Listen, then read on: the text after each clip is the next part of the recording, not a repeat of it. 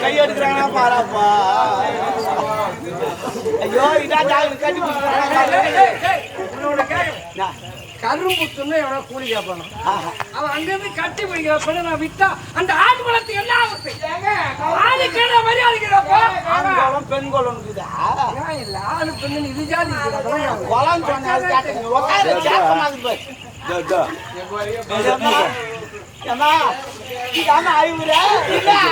எப்படி சொல்ல வேண்டாம் வாயில தாண்டி சொல்லு வாயில சொல்ல கையில சொல்லுவாங்க.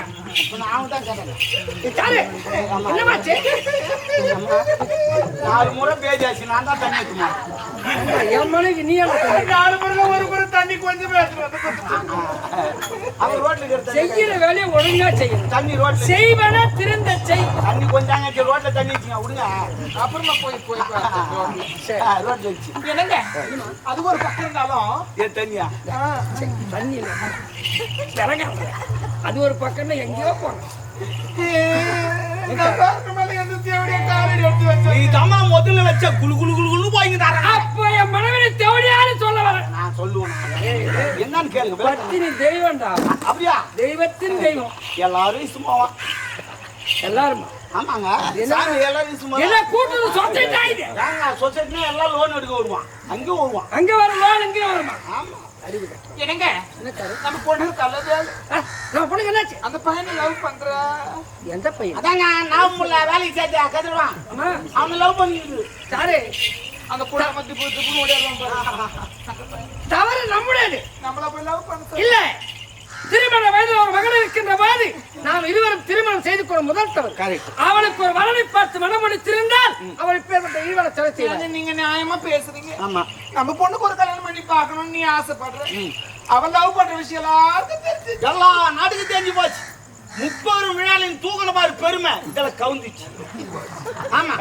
அதனால பார்த்து என்ன முடிவு பண்ணு. ஆமாங்க. ஒரு மாப்பிள்ளை தேடி இருந்துங்க. இப்ப அப்படி ஆயிட்டுங்க. சாரு இதுவரை ஒரு உண்மையை மறைத்து வைத்திருந்தேன். இப்ப சொல்றேன். எனது மூத்த மனைவி இறந்து விட்டாலே மணிமேகலை. அவருடைய தம்பிதான் இந்த ஆளவன் தான். என் மனைவி இறந்த போது சின்னம் குழந்தையை வளர்க்க வேண்டும் இருக்கிறது. என்னுடைய மனைவியின் தம்பியாற்ற பதவியை கொடுத்து என் அரண்மனை வைத்துக் கொள்வேன். என்னுடைய மைத்திரனுக்கு நம்மளை கொடுத்து விட்டோம். பேச முடியுமா? நீ எப்ப பார்த்துருக்கோம் அவனை போய் முடியவே முடியாது. நீங்களே பேசி பாருங்க. நீங்களே முயற்சி பண்ணுங்க.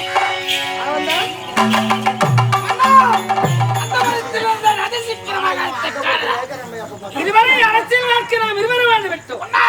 இனி ஏதோ புதிய ஒரு பாதைக்கு சொல்ல மாட்டேன். உறவு முறைகளாகவே உனக்கால் பெற்ற மகளுக்காலே இதுதான் ஞானம் பிறந்து விட்டதோ? புத்தருக்கு ஞானம் பிறந்த போது அப்போதான் என்ன விஷயம்? அதாவது என் மகளுக்கு வேல்விழி மணிமேகலை பெற்றெடுத்த பச்சிலை வேல்விழி அவளை உனக்கு நான் திருமணம் செய்து வைக்க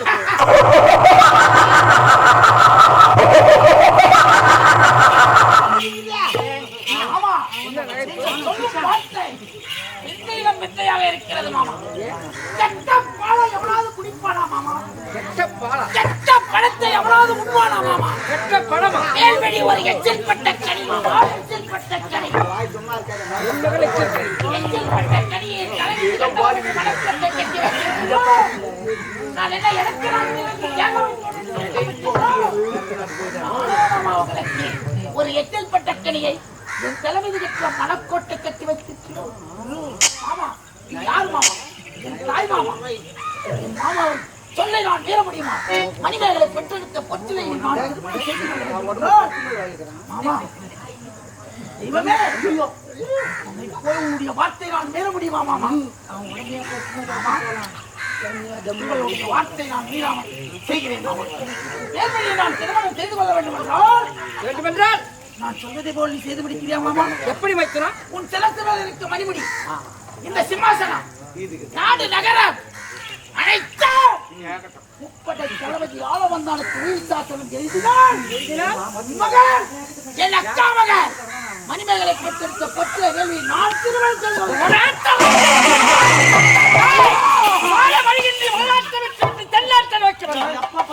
என் நாட்டை உண்ண உணவின்றி உடுக்க உணவின்றி படிக்க பாயின்றி வந்தவன். ஏதோ போனால் போகும் மக்களை திருமணம் உனக்கு ஒரு பதவி கொடுத்து எப்போது என்னையும் என் நாட்டையும் இழிவாக பேசுகிறாயோ இருக்காது, என் நாட்டு இருக்காது. எழுந்து போடு, போடாவலியே போவலியே போடாவலியே.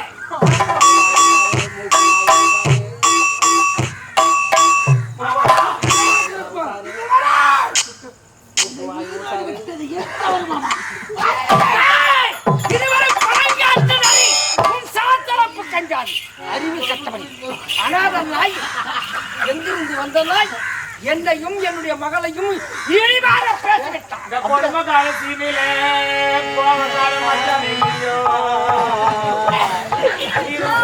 மச்சானம் இல்ல, தண்ணி போட்டு வந்தது இல்ல, தர்மாதி நண்டலும் இல்ல.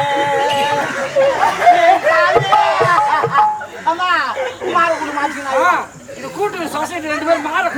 ஆண்டா நான் ஐவஸ் புளிய மரம் ஒரு உழுக்கு உழுக்கிட்டு போயிடுங்க. ஐயோ உழுக்கலாமே புளிமா இல்லையே. உழுக்கு ஏமாந்தாரா உழுக்கு இருக்கு போது ஏசியமா இவராஜா ரொம்ப நேரம் பேசியிருப்பாங்க. அந்த சீமா இல்லடா, நீங்க கோவப்படாதீங்க.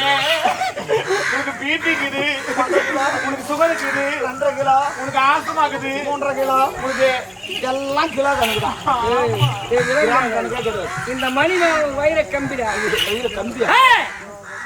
உருக்கெடுத்து வைர கம்பி. சரிங்க, அசைக்கு பார்க்க முடியாது. இல்லைங்க நான் சீமா நீங்க சொன்னா அங்க ஒரு சீமா இன்னும் சொல்ல வராங்கன்னு கேளு. ஆமா, அவர் என்ன கேட்கிறாரு? இந்த நாட்டினுடைய தளபதி யாருன்னா கேட்கிறாரு. உங்க தலைமையில இருக்கக்கூடிய மணிமுடி இந்த நாட்டை எங்காலும் எழுதி கொண்டு கேட்கிறாரு. உன் பொண்ணு எப்படி பரவாயில்ல, அவ அப்படியே புள்ளிய வாங்கினாலும் பரவாயில்ல, நான் உன் பொண்ணை கட்டிக்கிறான்றான். இல்ல அவன் உன்னை கொல்ல வர்றதுக்கு காரணம் என்ன தெரியுமா? உன்னை கொல்லணும்னு அவனுக்கு எண்ணமே கிடையாது. உன் சொத்துனால உன்னை கொல்லணும்னு எண்ணம். அதனால நான் சொல்ற மாதிரி செய். சொத்து யாருன்னா தள்ளிடு, உன்னை எவனும் கண்டுக்க மாட்டான். நீ டீக்கல்ல உட்காந்தா கூட உனக்கு கூப்பிட மாட்டான். நான் சொத்தெல்லாம் எழுதி உங்ககிட்ட கொடுத்துட்டு நான் டீக்கல்ல நின்று உயிருக்கு பாதுகாப்பு இதுதான். எங்க அம்மா கவசம் மாதிரி எடுத்து மாட்டிக்கும். எனக்கு நான் என்ன சொல்றேன், ஏன்னா கிரிக்கெட் ஆட சொல்ல கவசம் போட்டுக்குவாங்க, அடிப்படாது இருக்கும். அது மாதிரி கவசம் மாதிரி எடுத்து மாட்டிக்கும். இப்ப மட்டும் என் மனைவி கவசம் தான். அது வேற கவசம், இது வேற கவசங்க. இந்த மணிவார உயிர் மூச்சு இருக்குவரை இந்த ஆவி, இந்த உடல், உயிர் அனைத்துமே உனக்கு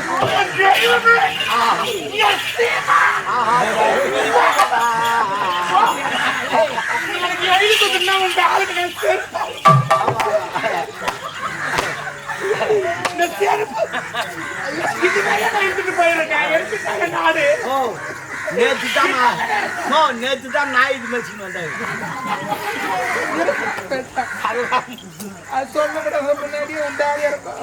சாரு, இப்பேற்பட்ட இந்த தமிழ் மண்ணில ஒரு பொண்ணை நான் இதுவரை பார்த்தே இல்ல. நீ பாக்கலாம், அதுக்கு முன்னாடி பாக்கலாம். ஒரு வாரம் கையெழுத்து போடு, மொத்தம் முடிஞ்சிடும். கையெழுத்து பெரிய கையெழுத்து.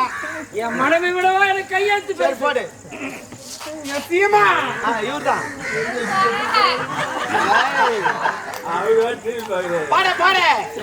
மனைவி நாட்டை ஆளக்கூடிய மணிமாறன் எனது உயிர் சாசனம் யாதனை.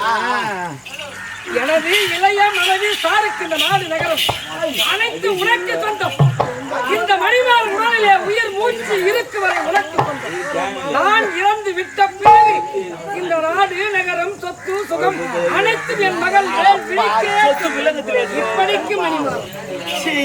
ஏய், நீங்க ஆழத்து கீழதான் நுழைவீங்க, கோலத்திலே நுழைவா. சொத்து எடுத்து வில்லங்கத்துல வச்சுட்டான். இதே போல தான் நிறைய பேர் சொத்து வில்லங்கத்துல ஏற்றிடுறாங்க. அவனுக்கு கோமன இடம் தான் இருக்கும். அவன் கேஸ் போட்டு 4 இருப்பான். மொத்தம் அங்க போடும் சொத்து.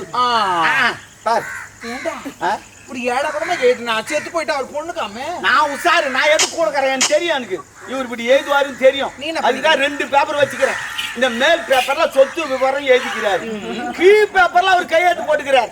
மேல் பேப்பர் நம்ம கீசிட்டு கீழ் பேப்பர்ல சொத்து விவரம் எழுதிக்கிறோம். நீ கீக்க மாட்டேன் கூட நான் கீசுறேன். கீக்கத்துல பாரு முதல்ல 2 பேப்பர் இருக்கா? கீது பாரு ராமேசா பாரமா கீச்சுக்காத. 2 பேப்பர் நான் பாத்துக்கிறேன், நீ மத்த வேலையை பாரு. போயிட்டு பால் கொடுத்து படுக்க வச்சு வந்துடுறேன். படுக்க வச்சு வரியா? அவ்வளவுதான், படுக்க வச்சு சொன்னா மறுபடியும் ஏந்து நான் கேஸ் போட்டு மறுபடியும் சொத்து வாங்கிக்குவான். இப்ப என்ன பண்றது? ஒண்ணு நம்ம அடையினா ஒண்ணு இழக்கணும். அதுக்கு அதனால போட்டு ஐயோ அவள்தான் நம்ம சொத்து வேணுமா போட்டு வயசான கட்டாதே போய் சேர. அது போய் சேன விட்டா சொத்து போடுவோம். போட்டல்ல பாக்காதீங்க. சித்திர பூவி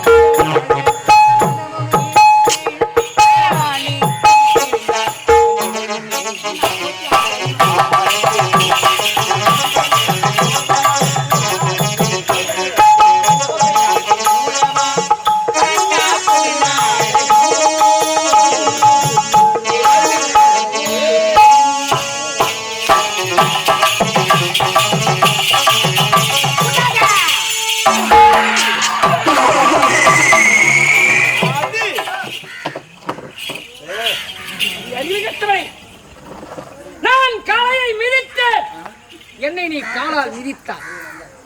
அது உன் தவறு, தவறெல்லாம் என்னுடையது. மன்னனா இருந்தவன் மதுமருந்தினானே, அது என் முதல் தவறு. திருமண வயதிலே ஒரு மகள் இருக்கின்ற போது ஒரு 2ஆம் தாரம் மனம் முடித்தேன், அது 2வது தவறு. ஏழை குடியில பிறந்த பிள்ளைக்கு சரியான தீர்ப்பு வழங்காமல் பாதாள திரை வைத்தேனே, அது என் 3வது தவறு.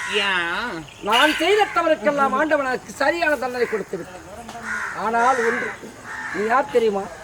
குக்களை விடுத்து குண்டிலே அழைத்து மிக்கதோர் மஞ்சள் பூசி மிகுமன வீசினாலும் அது குக்களோ குக்கள் என்று வாழ வளைத்துக் கொண்டு என்னடா கேவ குக்குளு முக்குளு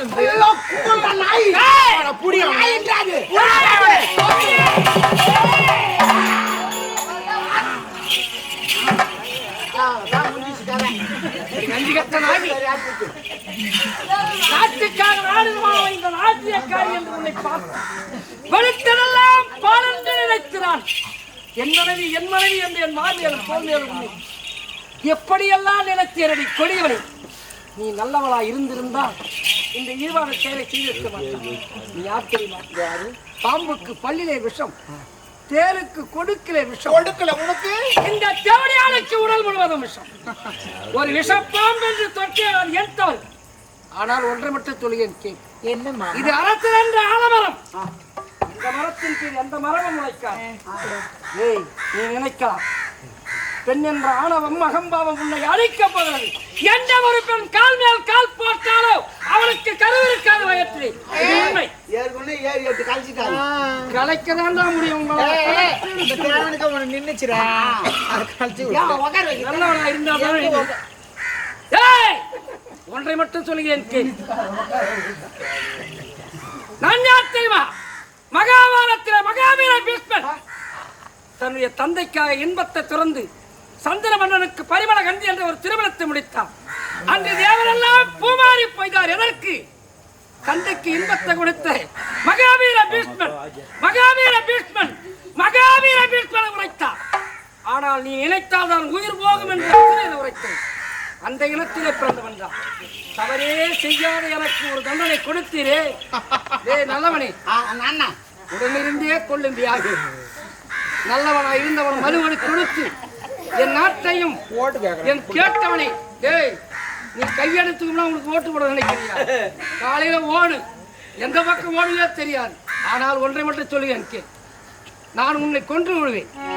நான் ஒரு மன்னன், உன்ன மாதிரி ஆளு. கொல்ல மாட்டேன். அரசன் அன்று கொன்றால் தெய்வம் நின்றுதான்டா கொண்டான். நானும் உன்னை நின்னு தாண்டா கொன்னேன். இருக்கட்டும், நீ மட்டும் எத்தனை காலம் இங்கு இருக்க போகிறாய்? ஏய்! அதர்மம் வாழ்ந்ததாக சரித்திரமில்லை. தர்மம் தான்